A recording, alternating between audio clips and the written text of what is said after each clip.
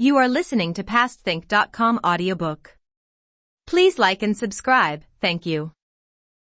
Chapter 52. Kind patience conceals the theft of a shrimp whisker bracelet. And brave Skybright repairs the hole in a peacock gold snow cape.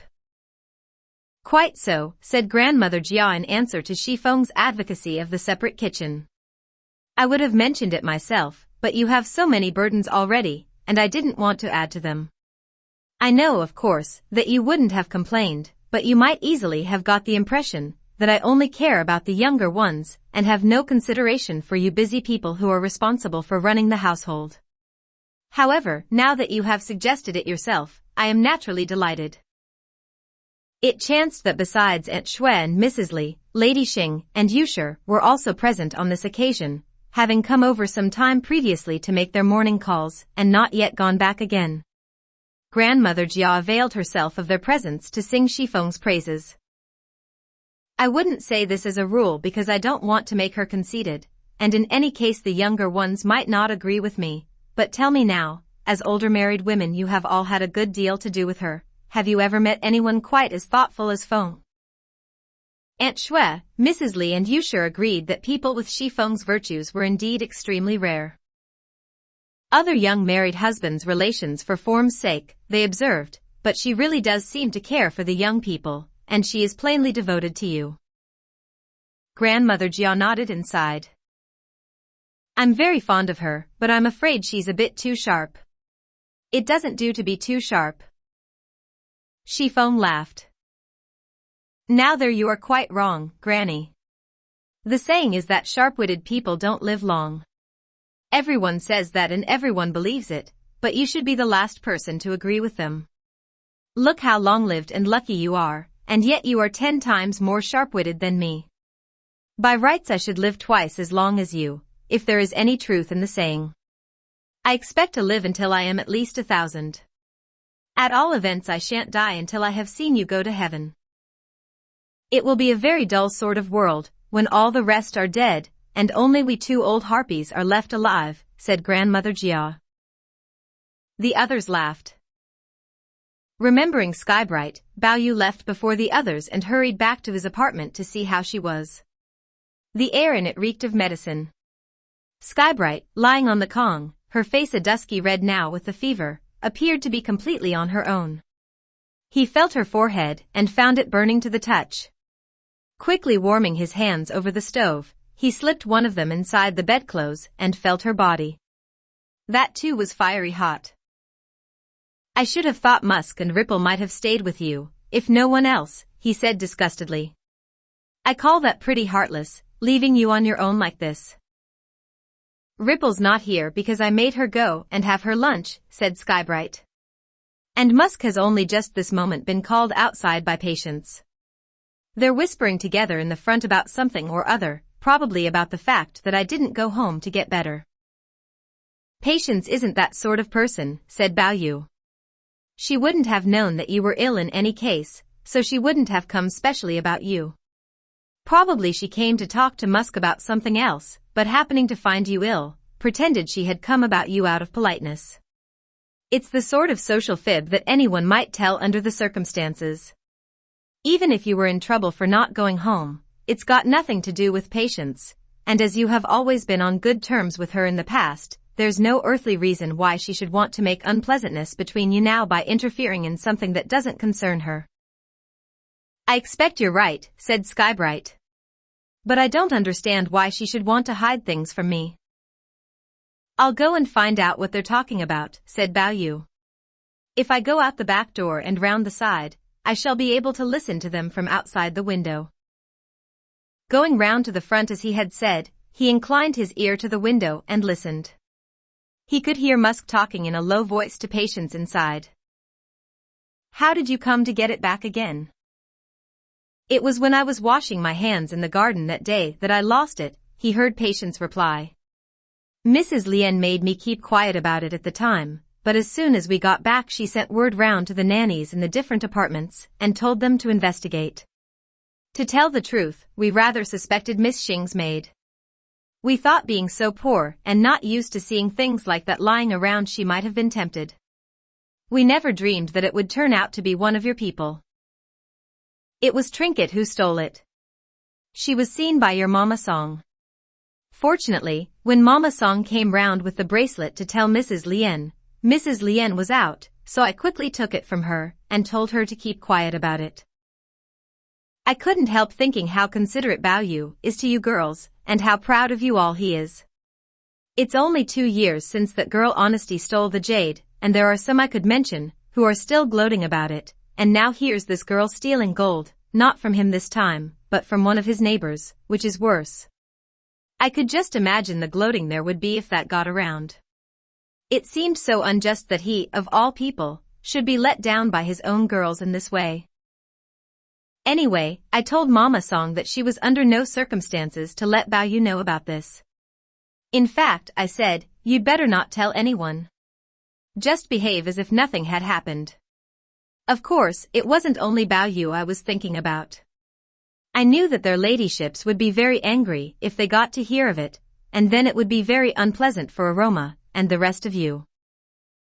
The story I told Mrs. Lien when she got back was that I'd been to see Mrs. Zhu and picked the bracelet up on the way.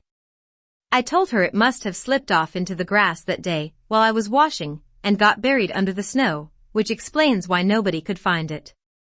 When the snow melted, there it was, shining in the sun for all to see. I think she believed me. The reason I'm telling you this is so that you should be on your guard about that girl. Keep an eye on her and don't send her on any errands. When Aroma gets back, have a word with her about it, and see if you can't cook up some excuse for dismissing her. Little wretch, said Musk. It isn't as if she hasn't seen things like that before. How could she be so stupid? It wasn't a particularly valuable bracelet, said Patience. It's one that Mrs. Lien gave me. It's what they call a shrimp whisker bracelet. I think the pearl on it might be quite valuable. That Skybright of yours is such a firebrand that if I told her this, I'm sure she'd never be able to keep quiet about it. She'd blow up immediately and start hitting the girl or shouting at her, and then the whole thing would be out, in spite of all I had done to keep it dark. That's why I'm telling you. I thought someone ought to be warned, so that you can keep an eye on her. With these words Patience took her leave. Bao Yu had listened to what she said with conflicting emotions, pleasure at discovering that Patience understood him so well, anger that Trinket should be a thief, regret that so intelligent a person should be capable of so ugly an action. Going back to Skybright, he relayed to her everything he had just heard except what Patience had said about Skybright herself, which he amended somewhat for her benefit. She said you're such a worrier that if you were to hear this now, while you are ill, it would make you worse. She's planning to tell you about it when you are better. Skybright's reaction was as fiery as Patience had foreseen it would be. Her eyebrows flew up and her eyes became round with anger. She wanted to summon Trinket immediately. Isn't it rather a poor return for Patience's considerateness immediately to start making an outcry about it, said Bao Yu, restraining her. Why not accept what she has done in the spirit in which it was intended and get rid of Trinket later on? That's all very well, said Skybright, but I feel so angry. If I don't get it off my chest now, I shall burst. What have you got to be angry about, said Bao Yu, amused. You just concentrate on getting better. Skybright had already had 1 dose of her medicine. Towards evening she was given the second infusion. But although she perspired a bit during the night, it didn't really seem to do much good. She still had a temperature, her head still ached, her nose was still blocked, and she was still just as hoarse. In the morning Dr. Wang came again, and after taking her pulses, made a few alterations in the prescription, but although the revised dosage brought down her temperature a little, her head still ached as before. Fetch the snuff, Bao Yu commanded. If sniffing it can make her give a few good sneezes, it will clear her head. Musk went off to do his bidding and presently returned with a little oval box made of aventurine, edged and embellished with gold. Bao Yu took it from her and opened it. Inside the lid, in West Ocean enamel, was a picture of a naked, yellow-haired girl with wings of flesh. The box contained snuff of the very highest quality, which foreigners call unchia. Sniff some, he told Skybright, who had taken the box and was gazing fascinatedly at the picture inside it. If you leave it open too long, it will lose its fragrance, and then it won't be so good. Skybright took a little of the snuff with her fingernail and sniffed it up her nose. Nothing happened, so she scooped up a really large amount and sniffed again. A tingling sensation passed through the root of her nose, right up inside her cranium, and she began to sneeze, 4, 5, 6 times in succession. Immediately her eyes and nose began to stream. She shut the box hurriedly with a laugh. Goodness, how it burns. Give me some paper. At once one of the younger maids handed her a wad of tissue. Skybright used sheet after sheet of it to blow her nose on. How's that? Said Bao Yu. Much clearer, she said. But I still have this headache in the front of my head. Now that we've started using foreign medicine, we may as well go the whole hog, said Bao Yu. I expect we'll have you better again in no time. Musk, go to Mrs. Lien's and tell her I said please could she let me have some of that Western stuff she uses to make her headache plasters with. It's called Ifuna. Musk went off, returning after a goodish while with half a tablet. She hunted out a scrap of red satin and cut out 2 little circles each about the size of a fingertip from it. Then, having melted the ifuna to an ointment-like consistency over the stove, she spread a little of it on each of them with a hairpin. Skybright stuck them on herself, one over each temple, with the aid of a hand mirror. Musk laughed. You already looked like a banshee to start with your ill face and your hair all over the place. Now with those 2 things on you, you really do look a sight. Funny, one hardly notices them on Mrs. Lien. I suppose it's because she wears them so often. By the way, she said, turning to Bao Yu, Mrs. Lien asked me to tell you that tomorrow is your Uncle Wang's birthday, and her ladyship wants you to go. Tell me what clothes you'll be wearing tomorrow, so that I can get them ready now, and not have to rush around in the morning. Oh, anything, said Bao Yu. Whatever comes first to hand. Birthdays. It's nothing but birthdays from one year's end to the next. He got up and left the room, intending to go to Shichun's place to see how she was getting on with the painting, but as he came out of the courtyard gate, he saw Baoqin's little maid Periwinkle hurrying across the pathway ahead of him and hurried forward to catch up with her. Where are you going? He asked. To Miss Lin's, said Periwinkle. Miss Xue and Miss Baoqin are there already, and I'm on my way to join them. Bao Yu changed his mind about going to see Shichun, and accompanied Periwinkle to the Naiad's house. He found not only Bao Chai and Bao Qin there but Xing Xiuyan as well. Dai Yu and her 3 visitors were sitting on the clothes warmer gossiping, while Nightingale sat in the closet bed alcove by the window, sewing. The girls laughed when they saw him enter. Another one? There's nowhere for you to sit. What a charming picture, said Bao Yu. A bevy of beauties keeping warm in winter. I should have come earlier. Still, your room is so warm, I shall be perfectly all right on this chair. He sat on the chair that Dai Yu normally occupied. On this occasion it was covered with a squirrel skin rug. A marble jardiniere in the closet bed alcove where Nightingale was sitting caught his eye. It was full of single-petaled water nymph narcissi growing in clumps of 4 or 5 flowers from each bulb. What beautiful flowers, he said. The warmth of the room makes their scent even richer. How is it I didn't notice them yesterday? They were given to Qin by your chief steward Lai Da's wife, said Dai Yu. 2 pots of narcissi, and 2 of wintersweet, to cousin gave these ones to me, and 1 of the 2 pots of wintersweet to cousin Yun.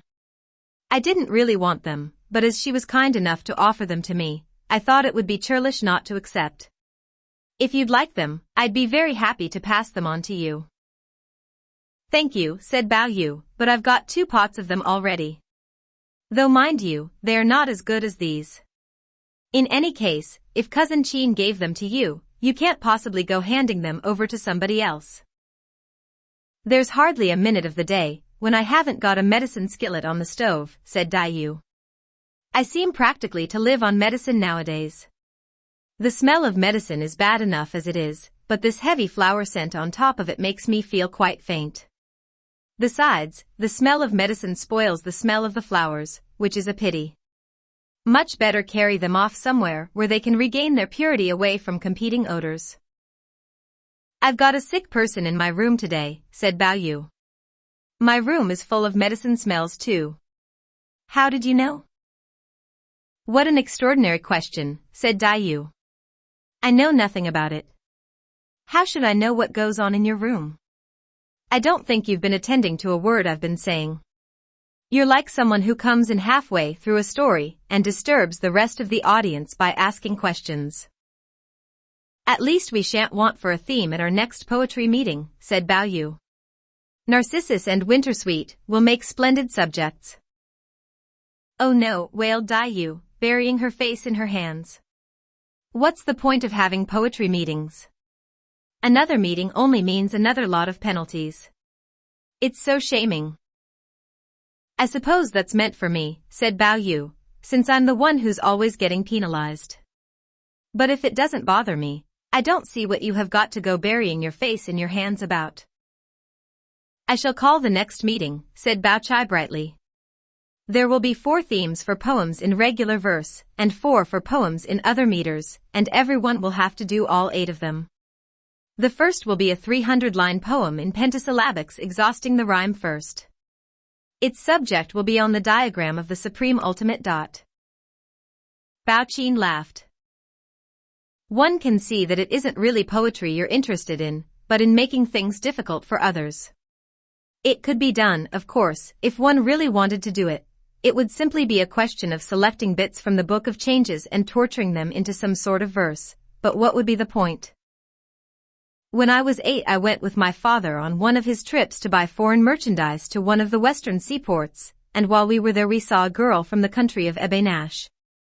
She was just like the foreign girls you see in paintings, long, yellow hair done into plaits, and her head was smothered in jewels, carnelians, cat's eyes and emeralds. She was wearing a corselet of golden chain mail, and a dress of West Ocean brocade, and she had a Japanese sword at her side covered all over with jewels and gold. Actually, she was more beautiful than the foreign girls you see in paintings. They said that she had a perfect understanding of our literature, and could expound the 5 classics and write poems in Chinese. My father asked her through an interpreter if she would write something for us in Chinese characters, and she wrote out one of her own poems for him. The cousins were enthralled and Bao Yu eagerly begged her to show them the poem. That's not possible, said Bao Qin. I left it behind in Nanking. Bao Yu was very disappointed. Just my luck, he said. And I was hoping to broaden my experience. Don't be a tease, said Dai Yu, giving Bao Qin a tug. You didn't leave anything behind in Nanking. Look at all the luggage you brought with you. I think you're making it up. The others can believe you if they like, but I don't. Bao Qin blushed and hung her head. She made no reply, but a little, secret smile was faintly discernible in her features. How like you to say that, frowner, said Bao Chai. You really are too sharp. Well, if she's brought it with her, she ought to let us have a look and satisfy our curiosity, said Dai Yu. She's got such a great pile of stuff, said Bao Chai, she simply hasn't had time to go through it all yet. How does she know which of all those trunks and boxes she put it in? Wait until she's had time to sort her things out. No doubt she will come across the poem, and let you see it then. She turned to Bao Qin. Or perhaps you can remember it. If so, why don't you recite it for us now? It was in regular pentameter, said Bao Qin. I can remember that. For a foreigner it was really quite a good poem. Hold on, said Bao Chai. If you are going to recite it, let me first send for Yun, so that she can hear it as well. She gave instructions to Periwinkle. Go back to my room and tell Miss Sher that we've got a beautiful foreigner here who can write poems in Chinese. Tell her that as she's so crazy about poetry, we thought she'd like to meet her. And tell her to bring the other poetry maniac with her when she comes. Periwinkle went off laughing to deliver the message. Presently Xiang Yun's voice, loudly inquiring where's this beautiful foreigner, could be heard outside, and a moment later she and Caltrip walked into the room. Ere yet the shape was seen, the voice was heard. Said the others, laughing. When Xiangyun and Caltrip were seated, Baoqin repeated for their benefit what she had just been telling the others. Xiangyun pressed her to recite the poem, and this she now proceeded to do. The Land of Ebanash. Last night I dreamt I dwelt in marble halls. Tonight beside the watery waste I sing. The island's cloud cap drifts above the sea, and mists about its mountain forests cling. Our pasts and presents to the moon are one. Our lives and loves beyond our reckoning. Yet still my heart yearns for that distant south, where time is lost in one eternal spring. Fancy a foreigner being able to write that, said the cousins admiringly. It's better than we Chinese could do ourselves. While they were still enthusing over the poem, Musk arrived to report that someone had just been round with a message for Master Bao from Lady Wang. Her ladyship says, when you go to your Uncle Wang's first thing tomorrow, will you tell them that she's sorry she can't go herself, but she's not feeling very well? Bao Yu stood up, out of respect for his mother, to reply. He asked Bao Chai and Bao Qin if they would be going too.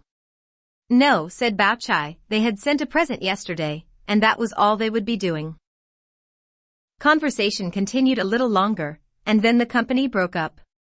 As Bao Yu politely insisted on the others going out before him, he would have been the last to leave, but just as he was about to do so, Dai called him back. Tell me, she said, just how long will Aroma be away? I don't know, said Bao Yu, but she certainly won't come back until after the funeral. Dai Yu evidently had something on her mind that she wanted to say, but was finding difficulty in expressing. Whatever it was, she must have abandoned it, for, after reflecting for a few moments in silence, all she said was, You'd better go. Bao Yu, too, had a feeling that there were a lot of things he ought to be asking her, but he could not for the moment recollect what any of them were.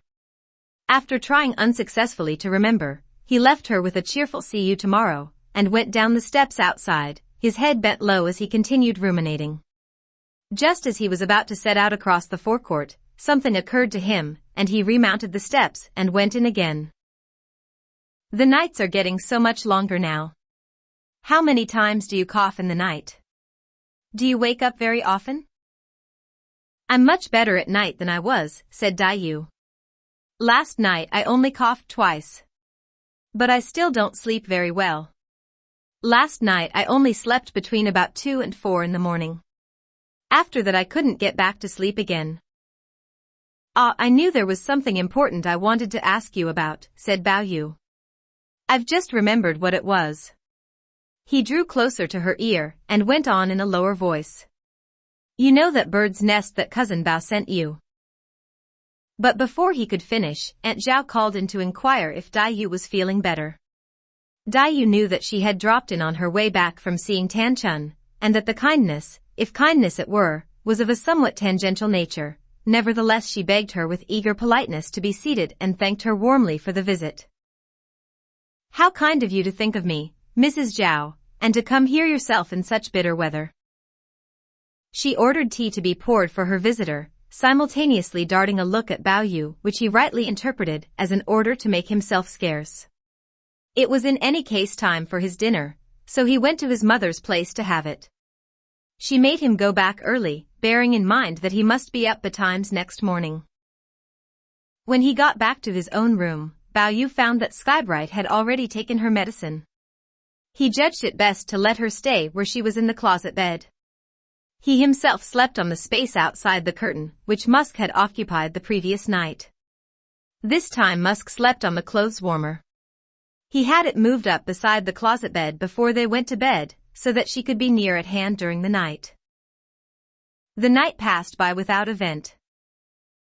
Next day, before it was yet light, Skybright was calling on Musk to wake up. Come on, Musk.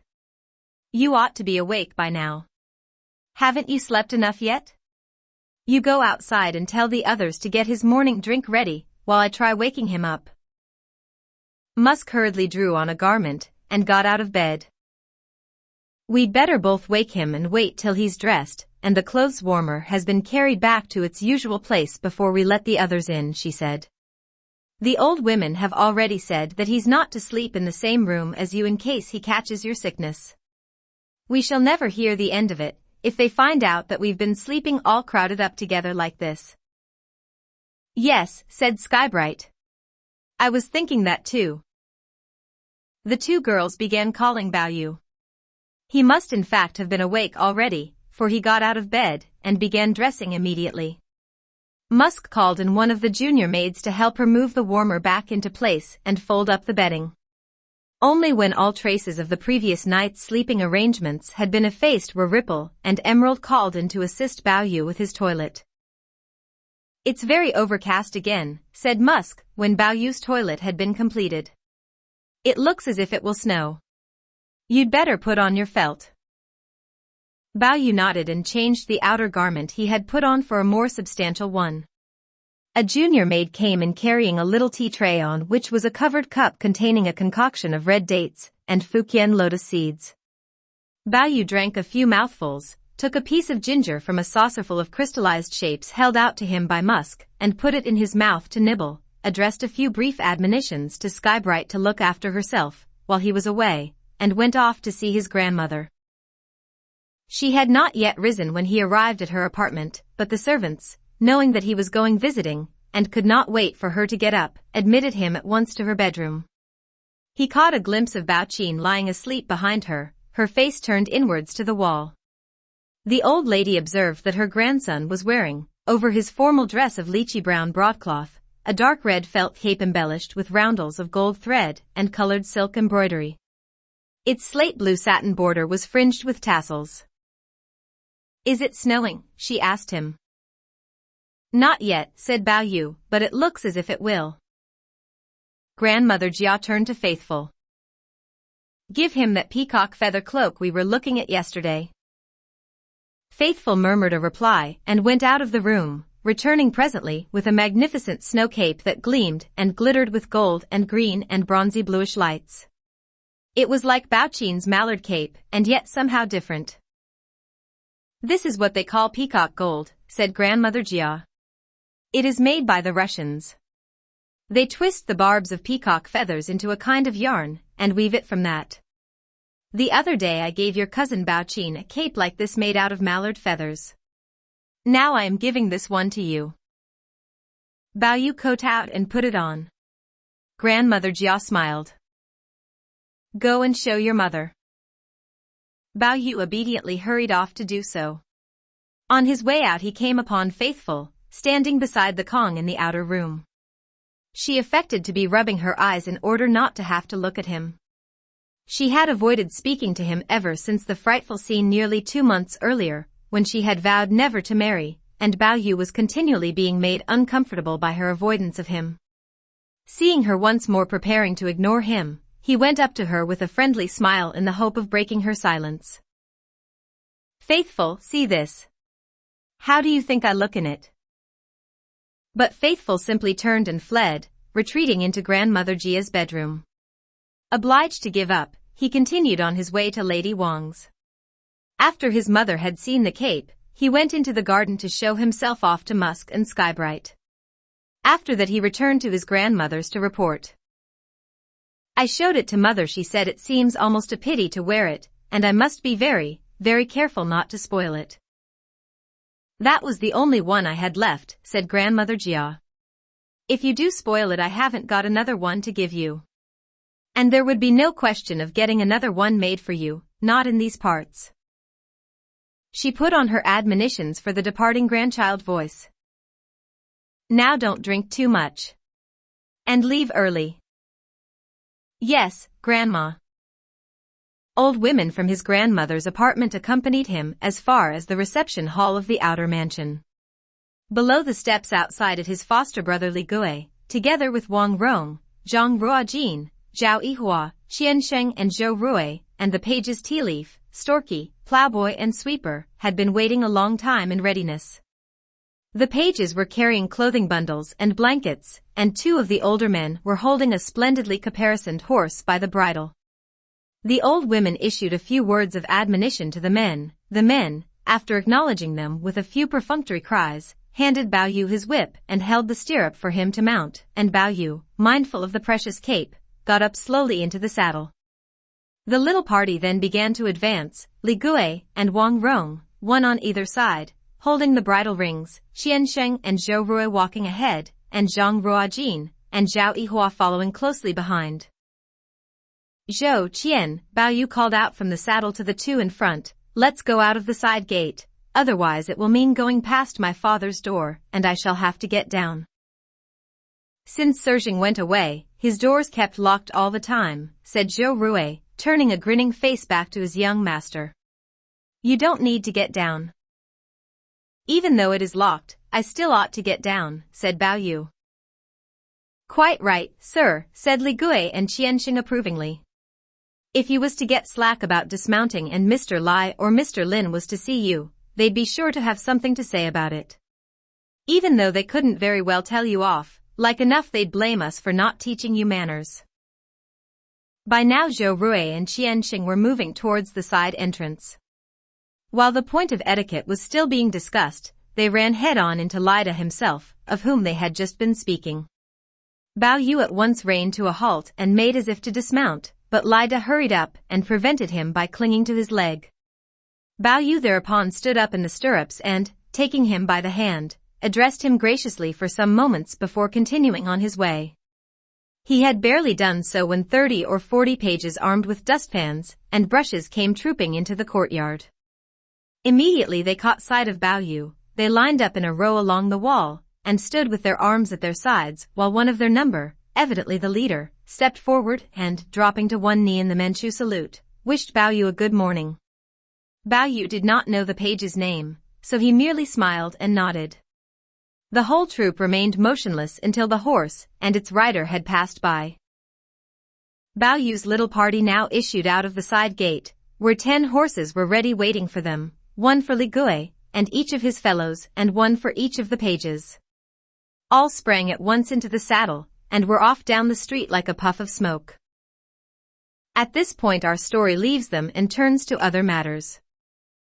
Back at Green Delight's Skybright, exasperated to find, after another dose of her medicine, that the sickness still showed no disposition to depart, was holding forth loudly against the whole generation of doctors. "They're all cheats," she said. "They take your money, but none of the medicine they give you is any good." "Don't be so impatient," said Musk soothingly. "Getting better is always a lengthy business. You know what they say, sickness comes like an avalanche, but goes like reeling silk. This stuff isn't the elixir of life. You can't expect it to cure you in a twinkling. You'll be all right if you take things easy for a few days. Getting yourself worked up will only give the sickness a tighter grip on you." Skybright's anger changed direction and vented itself now upon the junior maids. "Where have you lot all sneaked off to?" she called out to them. "Very bold, aren't you, now that you see me helpless? Just you wait till I'm better. I'll have the hide off every one of you." Her outcry produced a solitary response. A little girl called Steadfast came hurrying in and inquired, "What is it, miss?" "What's happened to the others?" said Skybright. "Are they all dead? Are you the only one left alive?" While she was speaking, Trinket, too, came in, at a somewhat more ambling pace than the other girl. "Look at this little creature, now," said Skybright. "Why couldn't she have come sooner? You'd have come running here fast enough if we'd been handing out monthly allowances, or sharing out sweets, wouldn't you? Then you'd have been the first to arrive. Come closer. I'm not a tiger. I won't eat you." Trinket edged a few steps nearer. As she did so, Skybright suddenly raised herself from her lying position, snatched hold of her hand, and began jabbing at it violently with an enormous hairpin, which she had been keeping concealed under her pillow. "What do you want this little claw for?" she said. "It's no good with a needle and thread. All it's good for is picking and stealing. Shifty eyes and light fingers. A little claw like this can only bring you disgrace. Much better stab it. And stab it. And stab it." so that it can't do any more thieving. Trinket was by now screaming with pain. Musk quickly dragged her away out of Skybright's clutches, and forced Skybright to lie down again in bed. "You've only just been sweating after the medicine," she said. "What's the matter with you? Do you want to die? If you'll just wait until you're better, you can punish her as much as you like. Don't start making a scene about it now." But Skybright insisted on calling in Mama Song and dealing with the matter at once. "Master Bao has told me to tell you that he finds Trinket lazy," she said when Mama Song arrived. "She answers him back and doesn't do anything when he gives her orders, and even when Aroma tells her to do things she says rude things about her behind her back. Master Bao is most anxious that she should be dismissed immediately. He says he will speak to her ladyship about it himself when he sees her tomorrow." When Mama Song heard this, she knew that the story of the bracelet must have leaked out. "That's as may be," she said. "But oughtn't we to wait until Miss Aroma comes back and tell her first?" "What I am giving you are Master Bao's own orders," said Skybright. "He was most particular that she should be dismissed immediately. I don't see that Miss Aroma, or Miss Sweetsense or Miss Smellypots, for that matter, has got anything to do with it. I know what I'm doing. Just do as I say. Go and get someone from her family to come here immediately, and take her away." "You might just as well," said Musk. "She'll have to go sooner or later. Let them take her away now, and get it over with." So Mama Song had to go off and summon the girl's mother from outside. When Trinket had finished getting her belongings together, her mother went in with her to see Musk and Skybright. "Now what's all this about?" she said. "If the girl's done wrong, why can't you just punish her for it? Why do you have to dismiss her? It doesn't leave us much face, does it, if she's dismissed?" "You'll have to ask Bao Yu about that when he gets back," said Skybright. "It's nothing to do with us." The woman sneered. "You know perfectly well that I wouldn't dare. He always does what you young ladies want him to in any case. Even if I saw him and he agreed that she could stay, there's no guaranteeing that she would if you young ladies weren't agreeable. Take what you said just now. I know he's not here at the moment, but even so. If I was to name his name as you did just now without a master or a mister to it, people would say I was a savage, but for you young ladies, seemingly, it's quite all right." Skybright became red with anger. "I called him by his name, did I? Why don't you go and report me to their ladyships? Tell them that I'm a savage and get me dismissed." "I advise you to take that girl out of here, and be on your way," said Musk. "If you have anything to say, you can say it later. You can't stand here wrangling about it now. When have you ever seen other people bandying words with us? Even Mrs. Lai and Mrs. Lin show a bit of restraint when they talk to us. And as for this business of saying Bao Yu instead of Master Bao, everyone knows that it's her old ladyship's particular wish that we should. Because he's not strong and she's afraid he might die young, she likes as many people as possible to use his name, to bring him luck. She even has it written in big characters and pasted up on walls outside to get people saying it. It would be funny if we couldn't use his name when every water carrier, and dung carrier, and beggar in town can do so. As a matter of fact, only yesterday Mrs. Lin got told off by her old ladyship for calling him Master Bao. And for another thing, we senior maids are constantly having to take messages to her old ladyship and her ladyship about him, and when we do, we always say Bao Yu, never Master Bao. Why, I should think we must each of us use his name a couple of 100 times every day. You certainly chose the wrong thing to find fault with when you picked on that one. If you don't believe me, go round one of these days when you are free to her old ladyships or her ladyships, and you will hear us openly calling him Bao Yu to their faces. But of course, you don't have any important business that would bring you in contact with their ladyships, do you? All your time is spent doing odd jobs outside. One could hardly expect you to know the way things are done in here. But I'm afraid we really can't have you standing around here any longer.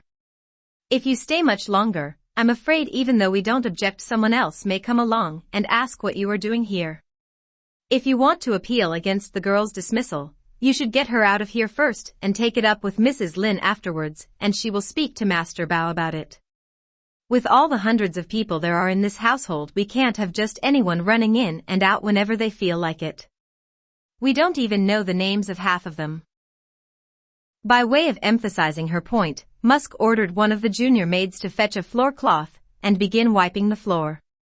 At this, Trinket's mother, unable to find a reply and fearful of being caught staying too long, swept out angrily, taking her daughter with her. But Mama Song was not letting them get away so easily.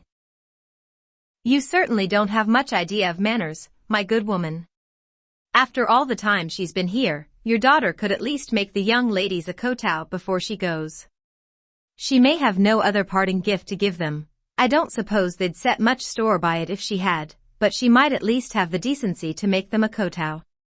You can't both just up and go. Trinket was obliged to come in again and kowtow to the two inside.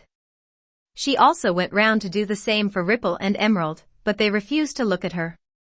After that she departed with her mother, the latter indicating as they went, by many a sniff and sigh, the hatred that she dared not express more openly. A consequence of this latest exposure to the cold, and of the accompanying emotional upset, was that Skybright was now feeling bad again.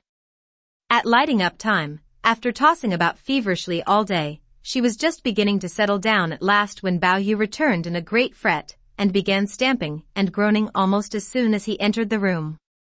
Musk asked him what the matter was. It's this cloak that grandmother gave me this morning. She was so pleased about it, and now, I don't know how it happened, I've gone and got a burn in it behind the lapel. Fortunately it was fairly dark just now when I came back, and neither grandmother nor mother noticed anything. He took it off for Musk to examine. It was only a little burn, about the size of a fingerprint, but clearly visible. It must have been caused by a spark from your hand warmer, said Musk. It's nothing to worry about. We'll send someone out on the quiet with it immediately to find a good invisible mender, and get it mended for you. She wrapped it up and called in one of the old nannies to take it out for them. Tell them it has to be ready by daylight tomorrow. And for heaven's sake don't let her old ladyship, or her ladyship find out about it. The woman was gone a very long time. When she at last returned, she was still carrying the bundle with the peacock cloak in it.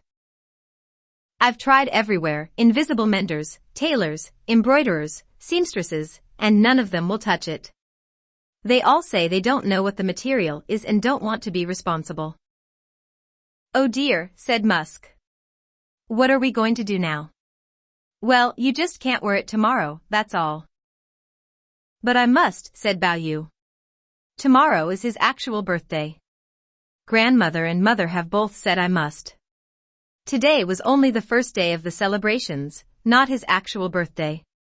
Isn't it just my luck to burn it the very first time I put it on? Skybright, who had listened to all this in silence, could contain herself no longer, and sat up immediately in bed. Come on, let me have a look. If you weren't meant to wear it, you won't wear it. No good making all this fuss about it now. There's something in that, said Bao Yu laughing, and handed it to her. He brought the lamp over so that she could examine it more closely. This is made of peacock gold, said Skybright. If we could get hold of some of the thread, and make a little darn with it, I think it would probably pass. We've got peacock gold thread, said Musk. The trouble is that apart from you there's no one else here who could do the darning. I shall just have to make the effort and do it then, shan't I, said Skybright. No, that's out of the question, said Bao Yu. You've only just started getting better. You're not in a fit state to do sewing yet. Oh, don't be such an old woman, said Skybright. I know what I'm capable of. So saying, she sat up again in bed, knotted up her loosely flowing hair, and drew a jacket on over her shoulders. Her body felt abnormally light, and she was almost overcome with dizziness. It really did seem as if the effort would be too much for her, but knowing what a state Bao Yu would be in if the snow cape was not repaired, she gritted her teeth, and fighting back the weakness that threatened to engulf her, told Musk to pinch the yarn and thread a needle for her while she herself took a length of it and held it against the material. "It's not really a very good match," she said, "but I don't suppose it will show very much when it's been darned." "I'm sure it will do very nicely," said Bao Yu.